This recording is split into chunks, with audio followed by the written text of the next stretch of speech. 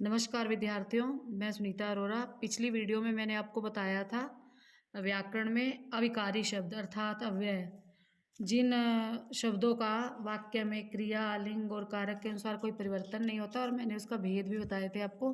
4 होते हैं क्रिया विशेषण, जो हमने पिछली वीडियो में समझा। उसके बाद उसका दूसरा भेद होता है संबंध बोधक। तो संबंध बोधक क्या है? रवि मित्र के साथ आया, बच्चा घर के अंदर गया।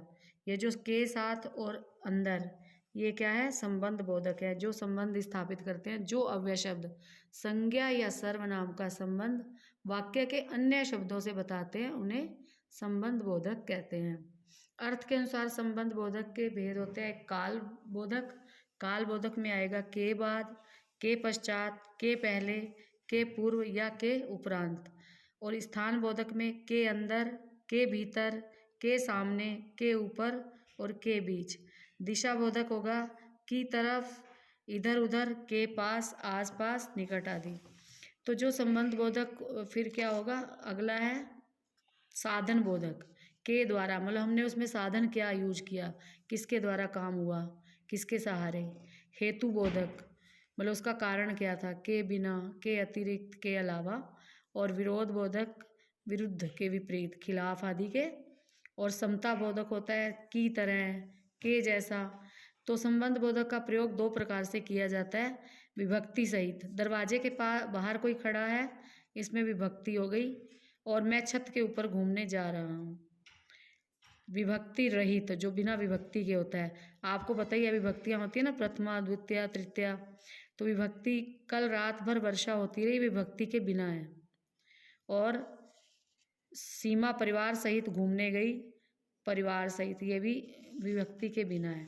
अब देखो, मैंने क्रिया विशेषण और संबंध बोधक में अंतर बताती हूँ। कुछ अव्यय शब्द जो है क्रिया विशेषण और संबंध बोधक दोनों में प्रयोग किए जाते हैं।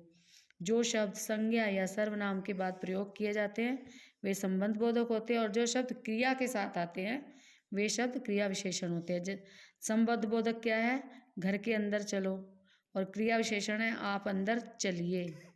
सोनू के आगे मोनू खड़ी है, और ये हो गया आपका संबंध बोधक। सोनू आगे खड़ी है, ये हो गया क्रिया विशेषण। दीपा बिस्तर के ऊपर बैठी है, ये है संबंध बोधक। और दीपा ऊपर बैठी है, क्रिया विशेषण, जिसमें के का जो वाक्य से जो है संज्ञा और सर्वनाम का संबंध बताते हैं अन्य पदों से, उसे संबंध बोधक कहते हैं।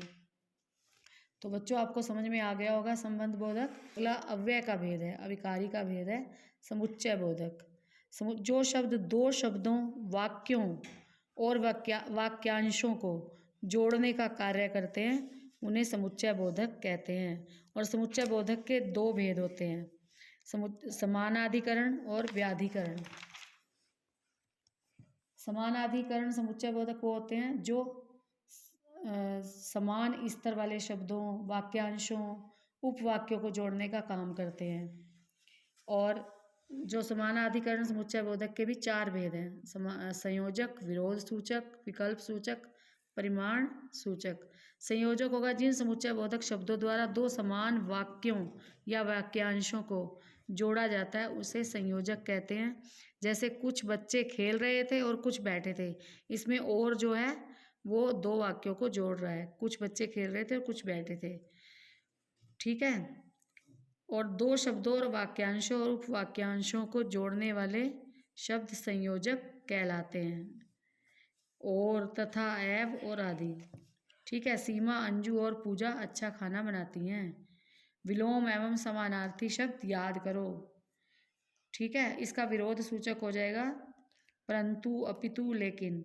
किसी की बातों, शब्दों या वाक्यांशों से विरोध की सूचना देने के लिए विरोध सूचक प्रयोग किया जाता है। जैसे स्टेशन पहुंच गए पर गाड़ी नहीं मिली, मतलब स्टेशन तो पहुंचे लेकिन गाड़ी नहीं मिली। सबने उसे बुरा कहा लेकिन वह अच्छा बना। एक होता है विकल्प सूचक, शब्दों, वाक्यांशों और उपवाक्यों में विभाजन और विकल्प करने वाले विकल्प सूचक समुच्चय बोधक कहलाते हैं। जैसे या, वह, अन्यथा आदि, ठीक है। तो आपको जो है मैंने बता दिया समुच्चय बोधक के भेद। समुच्चय भेद बोधक का अगला भेद है परिमाण सूचक। दो उपवाक्यों को जोड़कर परिणाम दिखाने वाले शब्द परिमाण सूचक कहलाते हैं। जैसे अतः, फलता। किसी कार्य का क्रिया के परिणाम की सूचना देने के लिए इनका प्रयोग किया जाता है। वह पढ़ता था, अतः अच्छे अंक ले आया। दूसरा समुच्चय बोधक, ये तो मैंने आपको समझाए उपभेद। दूसरा जो समुच्चय बोधक का भेद है वो है व्याधिकरण समुच्चय बोधक। किसी वाक्य में एक से अधिक आश्रित उपवाक्यों को जोड़ने वाले शब्द व्याधिकरण समुच्चय बोधक कहलाते हैं। जैसे अनुभव भला व्यक्ति है इसलिए उसको भला समझता है, इसलिए सबको भला समझता है। मतलब अनुपम खुद भला व्यक्ति है इसलिए वो सभी को अपने जैसा भला समझता है। ये व्याधिकरण समुच्चय बोधक है। और इसके भी 4 भेद होते हैं: करण बोधक, संकेत बोधक, स्वरूप बोधक और उद्देश्य बोधक। तो अगली वीडियो में आपको मैं इसको विस्तार